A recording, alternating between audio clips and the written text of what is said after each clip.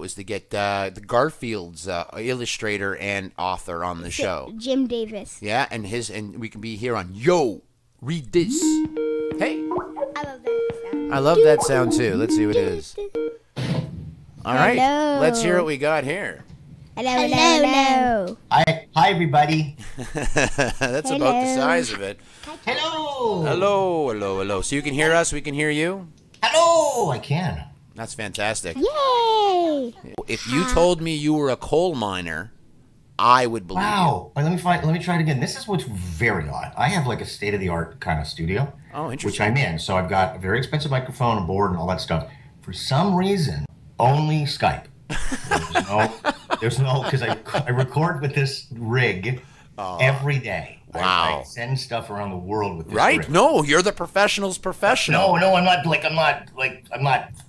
trying to flatter myself. I'm just No, saying I can. That's actually why I reached out to you. I'm here to do that. I'm not just blowing smoke up your rear end, sir. And it is my rear end. It's a heck of a rear end. Oh, I shouldn't say that. No, you could say rear end. The kids love the rear end. Never you mind. Hey, kids, are you allowed to say poop? Nope. Oh, okay, then I won't say that word. You can't say poop? I can say, but I don't really like to say poop. You a mungie cake? Do you feel very Canadiana? What does that mean? Mungie cake is... I have no idea what that means by being Canadian. I was born here. I like the place. I kind of like a lot of the politics. I like the people. I like the immigration policy. I like, but like what's Canadian? I was born inside of the borders, and that's kind of huge. Doesn't mean a whole lot because... Do you like being Canadian? Well, do you like being a Newfoundlander? Do you like being one of the hippies on Salt Spring Island? I don't know. No, but I would hope that the Newfoundlander at some point would say that they feel Canadian, like they're a part of a greater thing that's them. Oh, wow, I see. No? I still didn't answer your question. Not really. I'm an extremely proud Canadian. If we're getting into the politics and the little ones want to ask about it, I think we are as a country, as a people, we're extremely jingoistic, and I'm not quite sure why. We don't have to apologize to people, but if any Canadian makes it anywhere, and we do very well around the world, it's a big deal that like a Canadian artist. Well, you say to somebody in the States, "Well, this is a Canadian artist." I don't care if it's a Canadian artist. Are they any good? So I kind of adopt that attitude.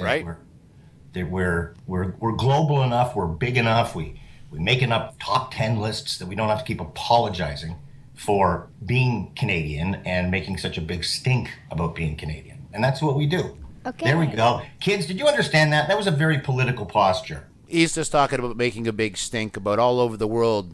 Americans stitch on Canadian flags to make sure they can travel safely. So okay. It's a thing that goes around the world. You as kids, you are. I actually thought Steve was asking what's a mungie cake instead of what's Canadian. That's why I got a little confused on that. I know what a mungie cake is. Right, which is what we are. The Heinz 57. We are citizens of the world because we have everything here. If you want to visit the world, go to downtown Toronto and just wait a while. You meet everybody from everywhere. At a Canada Day ceremony, a swearing in. Yep. On Canada Day. Sometimes these things work logically. You're right. A Canadian swearing in ceremony. Nobody swore. No one swore. Screw you, you're in. That's right. Yeah, you're in. What do I have to do who do I have to suck up to Nice. get into this country? He said suck up. That was fantastic. There were 44 new Canadians in Richmond Hill from 22 different countries. Check that out. I love that. Did you hear that, kids? At the same time, a swearing-in ceremony to become new Canadians, 22 different countries at the same time. And that's why I'm loving being in this country. So we're just going to kick off the show, if you don't mind. And this is how we start every show, so I don't know where this clip's going to end up. But we have good sound, at least as good as I'll ever get. Yay. So we start yet? We're going to start right now. Yay! And those are my children. That is me being a father. I don't have dogs, I have cats. Being a father, hanging out with my children, and there's questions and there's conversations in life I want to have, and I wasn't really sure how to pull it off with my children in the room. And so I've been doing this. Now, this is season 4 of me calling up Canadians who deserve more than they get, because if my first argument always talking to folks like yourself is that there is no star system, which is awesome on one side, but on the other side... there's a failing and a fault to when we have our icons that aren't getting their just desserts. May I interrupt you, or Sure. at least add to that? I didn't Please. interrupt, but just in addition. This is a chat, not an interview, so you're never interrupting. Good. So well, no. Okay. Oh, God. Thank you. If you only knew. I was myself part of an interview thing that was going on, something that I'm not at liberty to talk about, but it's a project that I'm involved with. All right. And will be made apparent to the Canadian public in the future. Anyway. In the future year, or in the future in... Probably by late fall, I think. Okay. And the person who got interviewed, a very major Canadian star as we know it, they basically finished the interview, and while the tape was still rolling, right. That's an old term. Kids wouldn't understand what. No, we don't roll anymore. There's nothing that rolls. Whatever. I don't even know how to call it. Anyway, while the recording was still going on, I walked in and gave this Canadian superstar a TTC bus token. I walked in and I said, "Thank you for being part of the Canadian star system. Here's your bus token." Yeah, no, that basically sums up everything I just said. Yeah, thank you for that. No, that's the story. That so you're a part of eons of and decades of creating Canadian content and being, I want to use the word zany, just because there is no edge for Steve Anthony. I don't know if you don't walk an edge, you take it to, I think this is how it should be. Is that an observation? Yeah, I'm saying that you're zany and you're available to whatever's going to happen in front of you. I am. Yes, and that creates good television and great radio. I pride myself on that. I would. Are the kids still around? Yeah, they're right here listening with their headphones on. So I don't, kids. I don't want to. I'm not going to say a swear word. Your dad will understand it. Right. The abbreviation, but there. It's funny you say that. When I first kind of started here in Toronto. Right, because you're from Montreal originally. I'm from Montreal, and I was in other places, but and I did the same thing in other places, but I was in Toronto, where when I started to make a mark in the marketplace, and somebody asked me, what I thought of what I was doing, and I said the moment that I give, an SH, that's when I'm going to lose it all. It was kind of an attitude. If you think too much about it, if you worry too much about it, then you lose that thing. You're calling it an edge, but you lose what it is that you're trying to do. You start, and it was a lot easier back then. I know what it is right now. One would think as we move forward, we'd be less politically correct. Right. But now everything offends somebody. Right. No, that's true. And not only does everything offend everybody, not only does everything offend somebody, everybody's concerned about that somebody that's being offended. No, but here's the thing. Just like you said, 22 new Canadians showed up with their own cultures and ideas, where I know there's cultures that you're not supposed to show the bottoms of your feet for the most disrespect that you could show a human being. And we wouldn't know it. So the guy does a karate kick into camera, and you've alienated half a crowd in a culture. Yeah, very, very well put. Yeah. It's hard to understand. I mean, we're Canadians, and you're trying to define what makes us Canadian, is that actually we do care. We're not trying to insult, but we would like the person who wasn't supposed to see the bottom of our feet to have a sense of humor about it when they see it, because we are not trying to offend. Well said. Well put. Or at least give me a pass the first time. Yeah, well, pass is interesting. I'm a big fan. I've been writing television now and being involved in the stage for almost 25 years myself. And anytime I do something, like if I'm making a joke about same-sex marriage, I will ask a same-sex marriage person to write it for me, and I'll give them $1. So when someone has a problem with that joke, yeah, that's right. I say it was written by a gay man, so you have a problem with the gay man. Well done. Yeah, no, and so if I'm going to make a black joke, I have a black joke man on staff. I'm not trying to offend ever. I'm not even trying to educate. I'm trying to entertain. Your job is different, because you are always trying to tell me what was the best song you heard that day, if the video was cool, and kids stayed tuned. And now you're Mr. There's some crap going on in the world, and I want to try to smile through it. Yes, this is what's very extremely odd. One would not. Now, that's not exactly what my role is. I know what my role is on this morning show, but the fact that it could even be that this notion could be even entertained that Steve Anthony somehow became the voice of reason. Yeah, right. Is such a preposterous. You're right. That's funny. It's so crazy. You know Armageddon's coming when? Yeah. What? Steve Anthony is co-hosting the most watched news show, news channel in the country. Right. Good Lord. What happened here? But I can't just say that you're the entertainment journalist on that show, because you're not. You'll chat with anybody that comes across. So you are a journalist now in your own right.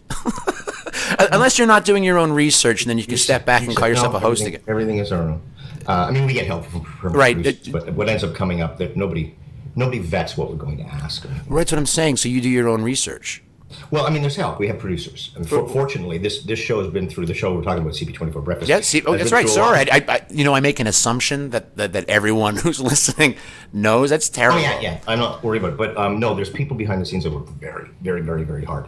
And from day one, being new to the planet, to just to work towards now getting regularly A-list, and I say A-list meaning an internationally renowned artist. Or person or politician or lecturer or whatever, to get them on the show, and kind of people expect that. Has been a long process, working very hard, and so research gets done by these producers so that there's a starting point for we as interviewers to go from. It can be disregarded. Yeah, and we'll go with our own thing. It obviously is always supplemented, but we're never left in the dark. Just to be clear. Well, yeah. I mean, it's kind of hard, even with all this social media. I mean, even if you didn't want to know about something, you're going to know about something. We were talking about that this morning, and just the woman, Jessica. Geez, I should know her last name. The English soccer player that accidentally scored on her own net. Oh, hold on. I don't follow sports at all, but I am going to do this right now. Well,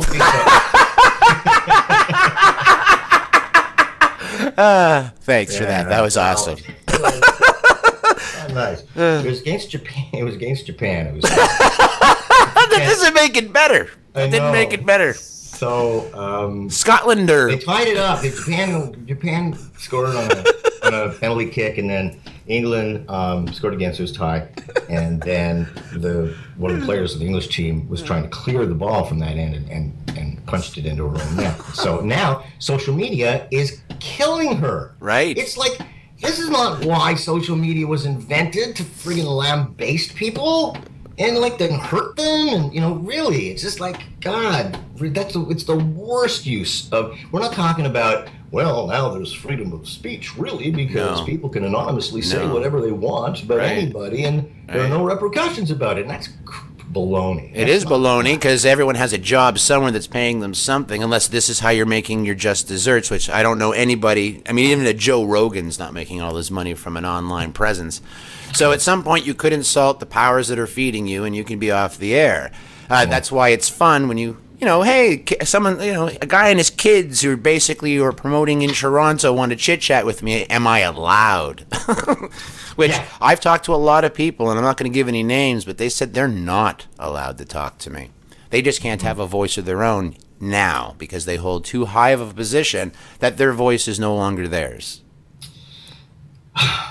That was a sigh. That was not the world's biggest sigh. No, but you also had a moment where you didn't know. I mean, you represent not just you anymore. You are a brand, and when you say something, I haven't seen you hold up a package of chips or a chocolate bar to try to sell it to my kids. So you are an authentic you, and again, a reason why anyone who's on this show, who I'm introducing to my children, on and off air, you're the same human being. Well, my gosh, that's so nice of you to say. I'm so very, very flattered. Well, there's only so many entertainers that pull it off because they know what they are. And you're one of those, and you're on a list. I don't know if that's a thank you. You're doing it. You understand that the personality that you have plays very well on radio or on television, because you are saying what you want to say. I don't think Steve Anthony leaves a room saying, man, I wish I would have said. No. No, not generally. Not recently, anyways. Not generally. Yeah. Well, things are a little bit different than becoming a victim, kind of. And I'm not talking about myself. I'm No. talking about broadcast out. No, you're talking about anybody who is now representing not just themselves but other voices. No. Well, no, I just mean you have a larger body. I'm talking about things become victims of their things, become victims of their own success. They get to a point where it was okay before, but now we've got to raise the bar. We've got to raise the bar. We've got to raise the bar. And all of a sudden, raising the bar makes things narrower, not broader. Because when you're raising the bar, then you narrow it down so you can focus on it, and you can be repetitive about it and find a formula that works and not vie from it. And if you vie from it, then you're going outside of the parameters, and all of a sudden you're risking things. Right. You don't want to risk anything as you move up the move up the ladder and race things. Right. So when I was because what could you actually gain, though? The truth is that if you have a product that's being paid for and everything's happy, you don't get a bonus for outreaching yourself. Mm-hmm. Right? There could only be a repercussion. There can never be. But we are talking about me. Well, we're actually talking about people who have a voice that are involved in any form of broadcast. And that's who I'm talking to. People that said, I really don't know if I can go on the show because I don't represent just me anymore. And you are one of those people, and you asked, right? You didn't just go, I'm doing this. You wanted to make sure your ducks are in a row. I mean, you need to be paid. We need to feed ourselves daily. And there's no reason to put yourself in jeopardy or in harm's way, especially when you're trying to help out just another Canadian entertainer. Yes, and thank you. You turned that around and made it flattering to me. What I was attempting to say, and I didn't mean to scream, it's about me, right, was going backwards in the past. The reason I was able to, with confidence, get to the point where we are right now and speaking, and being able to know that I'm able to speak my mind and know I can articulate it, and know people are kind of expecting that of me, and that's what I do, is because the repercussions of doing it in the past weren't as extreme as they are now. But they are extreme now, are they not? Yeah, they are. That's what they weren't as extreme as they are now. If somebody were to try something like that now, right, there may be major repercussions for them. They may, well, you know what? There are a lot of people who want jobs, and that's not exactly what we wanted to hear. And so, bye-bye. Yeah, no, that's the problem. You are in the entertainment industry, even though you're in the broadcast side. And so, not that there's the carrot being held in front of us, but there is only so many jobs, and there are a lot of people who want your job. True. And so that's why whenever I'm lecturing at some kind of broadcast facility, like a radio and television program, I tell all the kids that it's the worst idea to get into broadcasting. Wow. Really? Never, ever. So they can't take your job. Correct. That is smart as hell. Yeah, I didn't think of it that way. I just decided that the life that I lived for the last 25 years, if I would have taken the same energy and tried to be a doctor or a lawyer, I'd be making a living. Like, an actual, let's go on the yacht. Somebody told me the other day, I'm a famous Canadian entertainer. I made hundreds of dollars working this job. Yeah, I think that's how it was told to me. My mentor starting off for stand-up, which I don't do because clearly that's a bad game unless you're really good at it, it's a bad game. He said, you too can make $20,000 a year. And this story is 20 years old. I know. It doesn't make it better. It really didn't make it better. Yeah, so we don't have a stars system. So when you do meet people and you give them the TTC token, and you're making a joke, but you're not making a joke. I mean, it's real.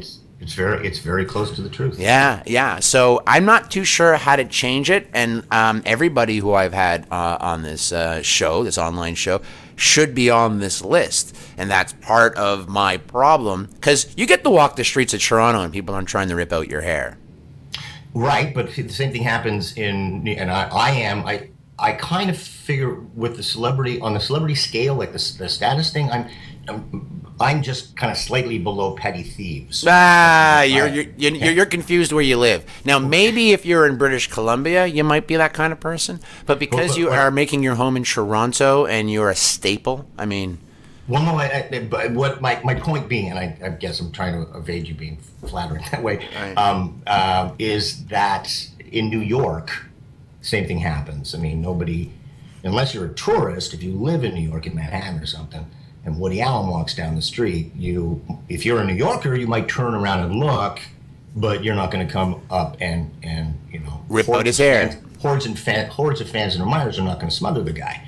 And it's kind of the same thing in Canada. It's the politeness thing. We don't make too much of a big deal about it, but I don't deserve that anyway. I'm not at that level. That's funny. That's funny.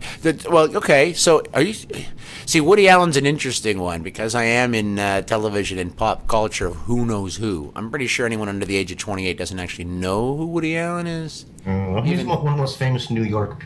Well, Dave Letterman. I'm going to go New York. I'll go with for kids. If kids today who got the money or spending the money and knowing the people. I mean, the social media. I mean, my parents who are over 70 have not a clue. What's going on. I literally on the website say old people press here. That's how my website's set up so my parents can navigate it. All this isn't meant for them, but they will turn on CP24 and they know who you are. And so television is clearly the better. What I think is interesting is that people back in the day used to watch the radio. Yes, I know. We have postcards to prove it. Right, and I actually had that as an argument, and I wonder what I came up with an answer. I wonder what the heck do you think about that? You're from both mediums. Do you sit and look at the radio while it's on? Maybe it's a matter of because we'd seen so much. We're not talking going back to the days before there was color in television, but we probably had far fewer things occupying our brain. I don't know about you, right? But me, I say my brain is full. It's so full right now. If you tell me something and it goes in there, it'll push something else out because there's just no more room. Right. But back in the day, your brain wasn't so full, so you could actually watch the radio and start imagining some stuff. But now you'll burn a fuse out. So instinctively, your brain won't let you look at the radio and watch it while it's playing because you snap a fuse. That's funny. Okay. How's that? Okay. Not that you're ever going to hear my show, so I might as well tell you my side. I decided because it was like, get out of the way, I'm watching the radio. If someone stepped between you and the radio, I decided that the waves were so unpowered. The waves were so short because they didn't have the same type of processors that if someone stood in front of you, it actually stopped the sound from getting to you. Gotcha. Okay. Like you actually had to look in that direction so you could hear it. Yeah. Like shh, he's talking. Like it's coming through the magic box. Shh, shh, shh, shh, shh. You know what I mean? Oh, yeah, I got it. Yeah, so actually that's what I thought it was. Because you never get to hear it because we're hearing, the Foley from the guy who made the movie. Like, I wasn't there. So I'm assuming it's the product that I actually saw when I went to the antique show. And I can't hardly hear this thing. Yeah. Yeah, so maybe that's it.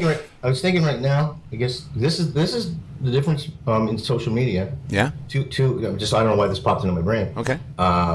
But last year, year before that, or whatever. Okay. In 2000s. In the 2000s. What year was it? Would have been 7 years ago. Mitt Romney was running for president of the United States. Running for president. That was 2 times ago, right? Yeah. Okay, fine. So that's what it was. Anyway, and he made that comment about Big Bird. Remember that? No, because I don't follow. He made a comment about Big Bird and getting Big Bird financing. Oh no, I remember that. No, it had to do with financing. Why is our money going towards educating kids? Whatever it was, and so right. that Halloween we always try and be pertinent, being a news channel. So right. My co-host went as Mitt Romney, and I went as Big Bird. They actually got me a Big Bird costume, right. And it occurred to me afterward that I didn't have to be in that stupid Big Bird costume. I could have been off camera. Not sweating it out and have this guy or girl in a Big Bird costume, and I would just be off camera and it would sound like me as far as television goes. Right, body double. So, right. That's right. So So that's television. Translate that to trying to get the pictures on radio. So these guys from Jungle Cat World are in to promote a TV show called Zoo, which I guess premiered this week on CTV. No, is that happening? Is that a show? Is that a new show that you're promoting right now? It's called Zoo. Okay. It's called Zoo. Anyway, so they brought in all these animals from Jungle Cat World out in Orono. Right. And they were on the radio. Right. No, I love it. No, I love it. Well, but why? Get back! Just sit back. Just put in sound effects and not bother the animals. Foley. Exactly what I said. Like you said, should I be laying in bed during this conversation? And I said, you could be skydiving if you had the right Foley. I mean, that's it. I love the radio. I love audio, and I love theater of the mind. I'm actually working on a bunch of stuff, script stuff that you can be anywhere you want. You just got to take the people there with your voice, and I think we can pull that off through character and exactly how you did it on. I think you were on Q. That was right, was it not? Yeah, I use that a lot. One of my favorite things I've ever done on radio was I was doing the morning show, right? And it was camp day, and myself and Gene Velitis was the co-host. He and I went to camp. The entire show, yes, we did sports, yes, we did weather, but we wrapped it around being at camp. Letters back home from camp songs. Okay. This is the morning show, and was given permission. I didn't ask, actually. You just did it. Right. Talking about 4 hours. Nobody listens for 4 hours. So people will be popping in and out while we're at camp. Right. And it was just the theater of the mind, the things you needed to make that happen. Right. A lot of work. A lot of Foley. If you listen back to it, you'd go, wow, they were at camp. That's right. See, what you just gave me is the excitement of why I'm still doing this this is now my second year of doing this. I have fun. My oldest son has a magic show on the radio called Magic with Ben. And we have very popular magicians on that will do tricks that can happen on the radio. My son also provided a psychic trick on the radio. And, of course, you can have theater of the mind of the magic trick. Mm-hmm. We went to an old age home and actually did a magic trick for Howie Mandel's mom. Excellent. Well, that's what I'm saying. It's part of that. It's part of the parcel of, if you don't know who Howie Mandel is, you're not Canadian. But I could also say the same thing if you didn't know who Steve Anthony was and you lived in Ontario, you're a broken human being. So you're in everyone's living room. Everyone knows of you, and you're saying that thankfully we don't have a star system. But even if we did, you don't think you would be attacked, even if we asked people to attack you. I don't think so. I mean, do we need a star system? Do you think Canada should have these are the people who are the godfathers of how we are what we are? Do we need that? Wow, that's a very... I don't know. I don't know if we... Every time I talk to people, when people are like, oh, I can't remember... Mark Breslin said this 40-year-old to me. Mark Breslin who? I'm like, that's nuts. Are you kidding? Really? No, because it has this problem where you surpass it goes too long, and you're like, I don't remember that person. But if you say yuck yucks, they jump in. So it's that type of attitude where we need to have a place where people are being honored in some fashion or form. Our Canadian Walk of Fame is kind of sad because anybody with $2,200 can buy it. So there's not, you know what I mean? It's funny that you'd say that, because if you're walking west on King Street, for those of you listening who don't know where the Canada Walk of Fame is, it's in Theatre Row. It's down by Princess of Wales on King Street, that block. And it's on the north and south side, I believe, of King Street. North and south side of King Street in the Theatre District. In the Theatre District. So walking west from University towards the theaters on the south side, you're seeing, the Howie Mandels and all that. And then they have, because what they are is they're pieces of cement and they're stars, and they're put into one of the sidewalks. Right. Well, they have 4 or 5 that are ready, meaning they've already, got a spot for it, so you can kind of take out that piece of round cement, right, which is cemented in, but they don't have to take out that whole block of sidewalk. Take it out, and then you put in the star. Right. And I was thinking of dropping one in, having one made. Yeah, okay. Dropping it in. Why not? Seeing how long it stayed there before anybody noticed. Hold on, just making your own and popping it in? Just making my own, putting it in there, and seeing if, the city came along. Yeah, it took it away. Oh yeah. I don't. By the way, if you put your name on that, I'm pretty sure it would stay. But Oh, really? well, Okay. I'm pretty sure. I'm pretty sure. Well, See, that's what we're saying. Like, shouldn't we be spending the money so people like yourself could have, instead of you having to spend the money to support the city? I believe the money goes towards the city. It's not like. Well, that's good because you have to spend $15 to register your cats. I did. They never go outside. Yeah, you wish it was and that 15. goes into the city's coffers to help animals. So if this going into if that money is going in to help the Canadian Star System, I think it's more than 15. I now have 3 cats because of this program, actually, because I have 3 boys, and people reached out to me saying, you need to get your children pets. They're acting like they want pets, and I did, and they're so great with the cats. But I have 3. I started with 2, but I have 3 boys, and one was being turned into a tennis racket, so we had to stop the stretching of the cat gut and get another one. And now we have 3 cats, but there are, I think it's $35 a year to register your pet. I don't.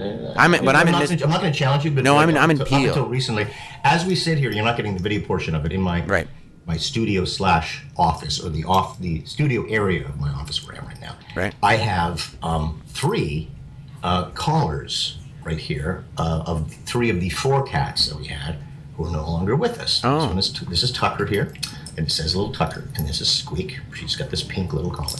And here, this is kind of a tartan one, and that has my address, and has Bo right there. And then we have another cat named Princess, and they all kind of passed away in the last couple of years. So unless they change it, I thought it was $15. That's why.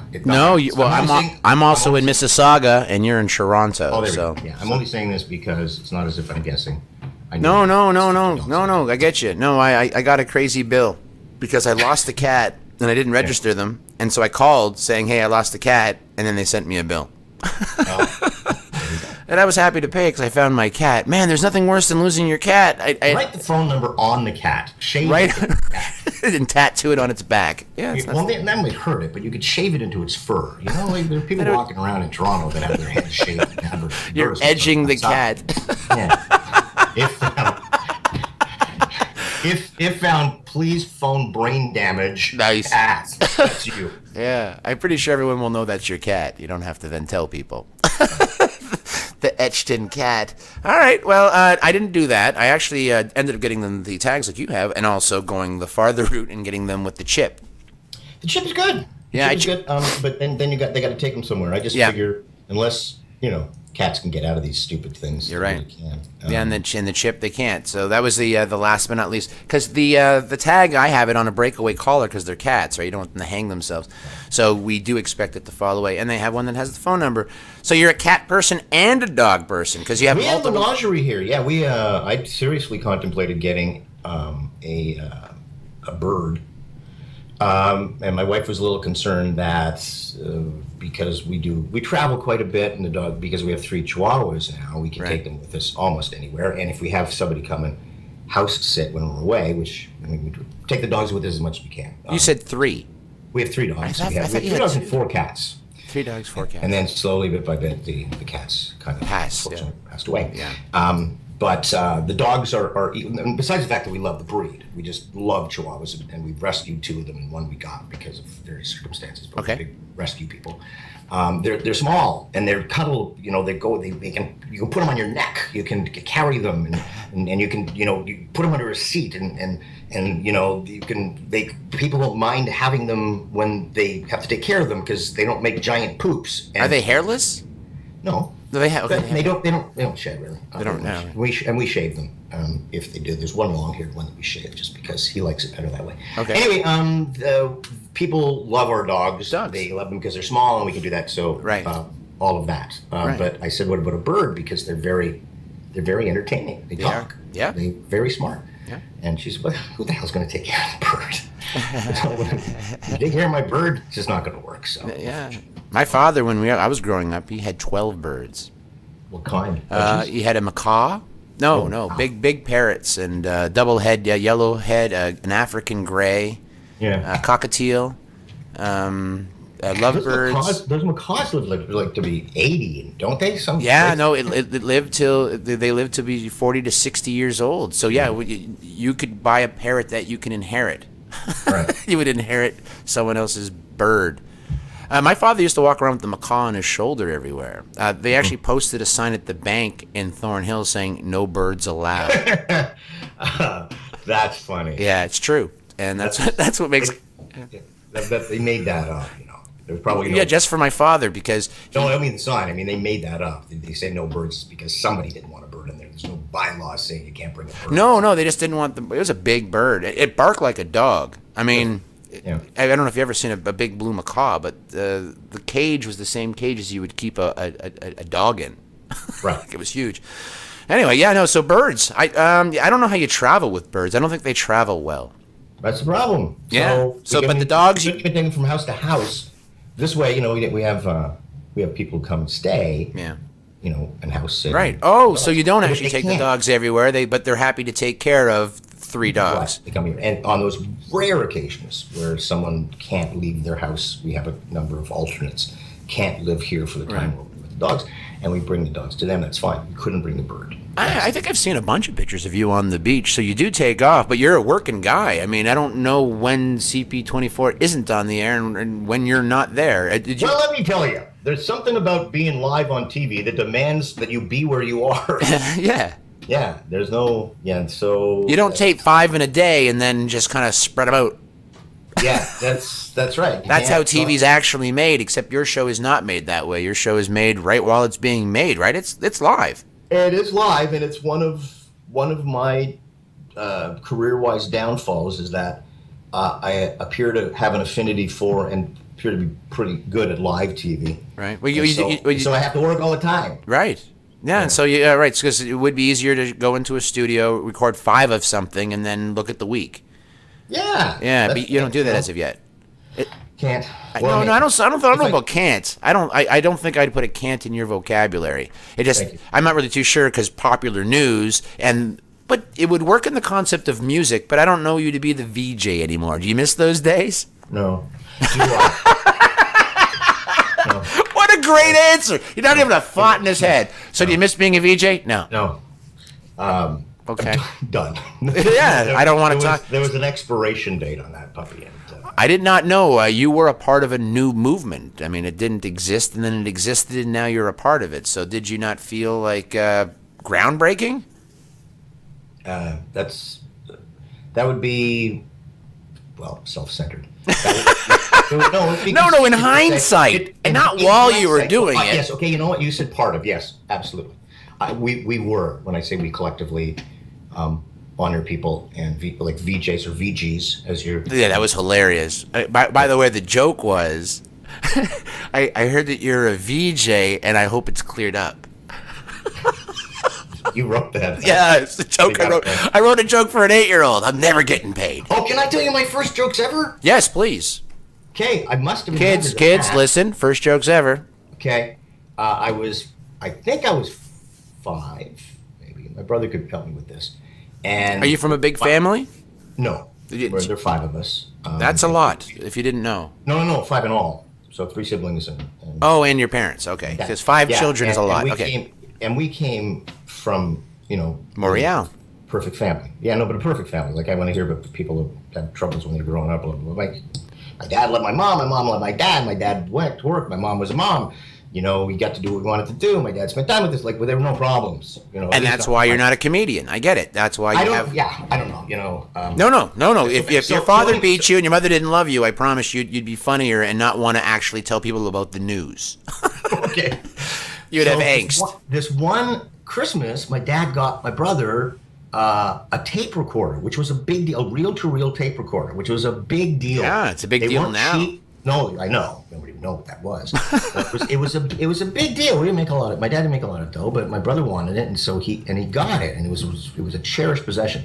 And so my brother decided that he and his cousins, our cousins, would do a radio show with that Christmas that they got it. So they're doing this radio show on the microphone, and they got the turntable going, and I was Steve, the joke kid. Oh my! So they were doing their thing with the records and DJing and things, and then they were brought in. Now it's time for Steve, the joke kid, and I verbatim. Yeah. said the jokes that they told me to say. Okay. Now, this first one, I at this time I really did not know. No, the joke you were telling. No, I didn't know. I just said it. I did it by rote. Funny. I did not know what an armpit was. Night. Oh, you didn't know what an armpit was? Well, I mean, it's not a word that a 5-year-old uses all the time, or at least I didn't. Anyway, right. What's blue and hairy? I don't know. A bruised armpit. That was joke 1 from Steve, the joke kid. Yeah, okay. Joke 2 was, and again, I didn't know what a banister was. Okay. And I didn't know what a moron was. And the joke was, why did the moron slide down the banister naked? I don't know. Because he ran out of toilet paper. Oh! See? So that was the second joke Woof. that I learned as Steve the joke kid at age 5. Thank you. Working blue at the age of 5. I didn't know what it meant. I had no idea. I don't think that gets you out of trouble. Well, Not knowing, ignorance of the law is no good. And the story continues. Well, no. See, there's another thing. It's funny that you bring that up, the ignorance of the law thing. I got a whole spiel on that. It just bothers me. How am I supposed to know the law? Oh, ignorance of the law. I'm supposed to know all the laws, and why are there lawyers? Right. Why are there lawyers if I'm supposed to know all the law? I'm not. So Right. don't say that ignorance of law is no excuse. Of course it's an excuse. No, because if you didn't see the stop sign... I'm sorry, sir, but there was a stop sign. And I don't like being told what to do. If it was nicer, like, stop, please, I would have done it. But when you're telling me what to do, I'm going to the office. It shouldn't be red. It should be more like a taupe. That's right. It's so angry. Okay, so... right, there is definitely a... Stop! No, stop! No, you... I'm reminded of... All I can hear is a bunch of comedians telling me jokes. I think it's Brett Butt. Stop, Barrette. I think that's you're in Montreal. It says, stop, Arete. He's funny. And that might not even be his joke. You never tried stand-up, I'm believing. No, You're a broadcaster. You went to school for broadcasting? Nope. Wow. So you never went on stage as a thespian? I did. Oh, no, never on stage. Yeah. Well, no. So thespian is like an actor in a play. Well, yeah, that would still be on stage if you're saying a play. No. Okay. I did. My wife is formerly an actress. Yes. Oh, what do you mean formally? She. You're always an actor. She has a job now. Oh. Sorry for all the actors out there. Yeah. I'm friends with many very prominent Canadian actors, and they would get that joke. Yeah, that's funny. We're talking with Canadian stars. You're right. Anyway, she did a lot of commercials. She had a couple of series. We don't want to get into it, but she did, and then now she's got kind of like a real job that pays. Yeah, that's always fun. Regular, real money. Regular real money is interesting. I mean, in a relationship, I mean, one of you, when you're married, one of you should not be in the business is my call. I mean, if Jennifer Gardner and Ben Affleck, like no one in the business should be together. It's just too many egos. One person shouldn't care about something that the other person's really caring about. Mm-hmm. They should be able to bring that to the conversation to the dinner table so you have something to talk about. Not both of you worrying about who's going to be in the next movie. That's a bad day. So I'm very happy for you that you were capable of, because I believe your wife is and was talented. So her pulling herself away is just because there's just so many people in the pool. That seems to be the problem. It took a lot of fortitude on her part to it's a dream, it's a want, it's a love. It's very hard to walk away from, even if you ever did walk away from it. Saying exactly what was in her. I used to refer to as she would have red, white, and acting corpuscles. She did. And yeah, she had to kind of move away from that. Yeah, so. No, it happens. It happens to a lot of people. But you, I'm not going to throw it out there, but community theater, and there are things like PSAs, and there's ways of still keeping yourself with the craft to give back and to feel that you're still a part of the community. But that's another thing. That's another side. I know you also, we butted heads for Out There with Melissa DeMarco, but we met with her DeMarco Enterprises, DeMarco Productions, while she was working with CMW, and they asked you to step forward I mean, a genius move, of course. Not only are they in Toronto, but they're discussing music. And not that I don't know you as a music aficionado, but you do, you seem that way on TV, at least back in the day. But it could all have been copyright, like if someone else just wrote it and you read it. But I originally got into broadcasting because I love music. It just seemed to go hand in hand. Somewhere along the way, there was a shift that said these are mutually exclusive. Like there's the love of the music, and if it can go along with the love of broadcasting, great. But they're mutually exclusive. I just thought that was the way to go. I love listening to cool radio, and I love the guys on the air. But it was the music that kind of brought it all together, and so that was a perfect kind of thing. So I like you. I don't know if like you, reading the liner notes, knowing every single person who played every single instrument on every single song, and listening to it in your headphones, so you know that somebody was actually doing a finger chimes, and you're listening for the finger chimes that got the credit on the song, and you know all about that, and it just kind of, you're into it so much it just sticks in your brain, all those details and all those things. Is that you? That was me. So you've I told you earlier. You dropped it. Say that again. Like I told you earlier, brain is full. Oh, Can't put stuff in here without moving. No, that's a true. Okay, so you all the stuff that was in your cranium has now been replaced with the QEW is backed up today. Nonsense. Just crazy. Oh man, I think I'm a little bit sad from that. And then that conversation then makes me want to ask: did you ever pick up an instrument? Drums. And that was earlier in my career because I liked hitting things. Yeah. I was actually a pretty good drummer. Did you ever have a band where you were the man? Yeah, but then I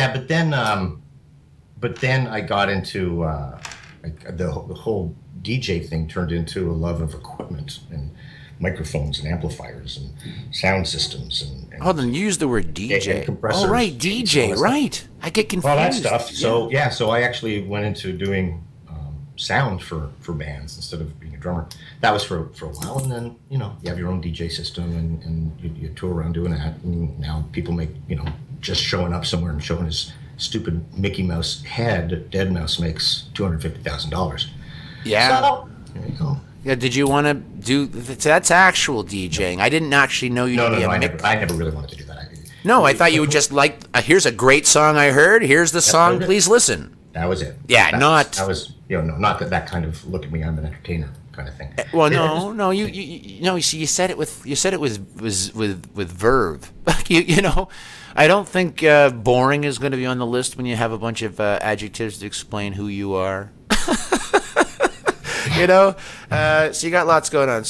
But you never took the band to a level. You don't have a demo out there with you. No. I just realized I'm gonna, on my epitaph, I'm just gonna write sorry. About all that? Whatever. Sorry. Just that's funny. Epitaph, by the way, kids, is the thing that's on your tombstone when you're at the mortuary or By the way, never get your deli meat at the mortuary. It's never kosher. That's right. Kosher style, maybe, but never kosher. Okay, so never in a band, but you think you would have been. Yeah, I would have thought of too, but so you got the drums, he got the 4-track recorded, and nothing happened. Yeah, I bought all that stuff, man. I had a 4-track recorder. I was recording people, right, doing all that kind of stuff. Right, I knew everything about every piece of like I said, as much as some young people are into specs on a car, right. When you're young, you go, God, I knew what the horsepower was, and this and that, and the other thing, and I knew what the air pressure was necessary, and the tires, Yeah. I knew everything about every piece of. All right, and we're gonna play the same brain game again. That's all out of your head now. You have not a thought. Is it all gone? Yeah. It's all changed. Truly, the last 7 years of technology and MP3 and the concept of WAV file and the levels of. I mean. It was analog. I mean, I was on movie sets right up until 2007. They were still reel-to-reeling the audio, and now they don't. Now it's no longer the same way of capturing sound. So it's a different day.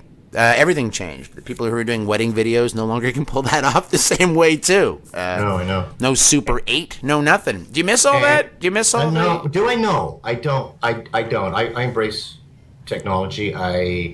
I'm really happy to be living in 2015. I actually wish that I was a little younger so I could see, because I know what's going to happen in the next little while. There's somebody living on the planet right now that's going to live easily to be 125. Wow. And then the only reason is because they didn't have a birth certificate, because the country they had, women don't get them. That's right. Yeah, I'm 125. Just ask my sister. She's older than me. so right at the cusp here where things are really going to change. Like really going to change. Just like holograms. I'm on the outside fringe party. Like See, I'm assuming holograms are next. Like something crazy is going to take step, which is going to make it. Like right now, I have maybe $1,500 worth of stuff sitting in front of me, so this is possible. And they're gonna make it $15,000 to make it happen. Like if the red camera, the big huge red camera, was the only thing that was available to kind of move forward in movie making, that thing came out. It was $250,000. You had to rent it. So there's going to be levels of. Do you do anything online? Are you an online guy? Like, is there anything you do that do you have a blog or something specific to? Hey, meet Steve. Is there anything out there like that, or is it just? Do you have a website? I do. It would be SteveAnthonyOnline.com. Okay. But it's mostly there's some archival stuff that's there from MuchMusic that other people have posted on YouTube, and I've just kind of grabbed the clip and embedded it in there. But mostly it's audio demos, because I do a lot of voiceover work. So right.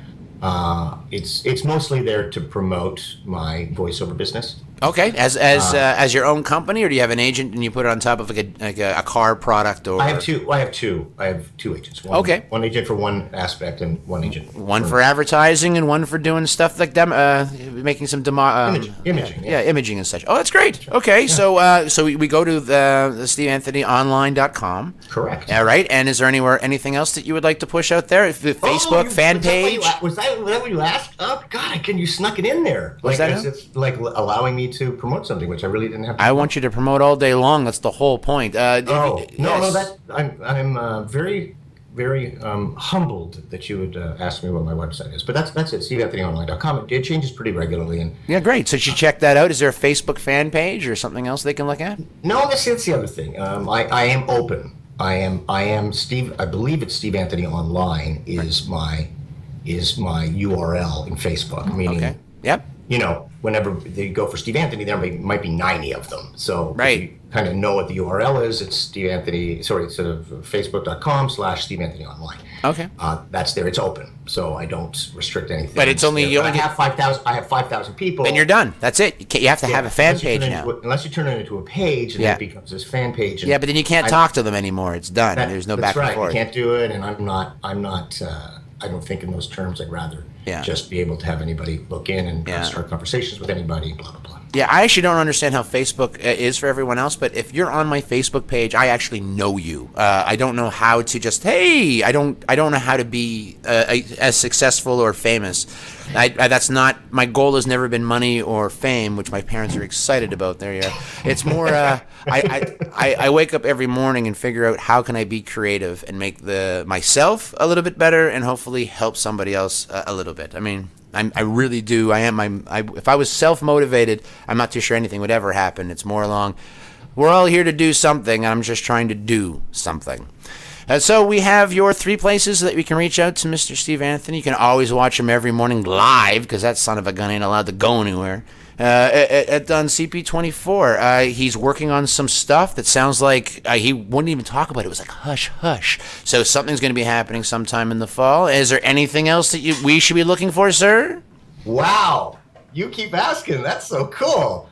Yes, there will be stuff on YouTube, and like a channel. You're going to start a YouTube channel. It's again. there would be involvement on my part, but it won't be Steve Anthony as the focus, and it's not for lack of trying. Right. It's just as we talked earlier, there are certain limitations that Steve Anthony, the brand, is allowed to do without permission. So Right. there would be involvement stuff, of which I will say, but that would be like quietly in the background and not raising a fuss. Again, you So have I don't to know why I bothered saying anything. That's right. So here we go. We'll have to look into the website. Please keep looking back to that to see what's cooking with him. And I'm pretty sure that when it's going to happen, someone's going to spend $5 and let people know. $5. Okay. Well, $5, it works on social media. I like to thank you. I like to thank you for my children for spending your time with us and dropping some knowledge and letting us know that if you want to do something and it's something that you have some interest in, follow that dream. Right on, man. Right on. I want to say see you later off air, and thank you very much again for your time. See you. Yes, I signed my soul on the dotted line. Okay.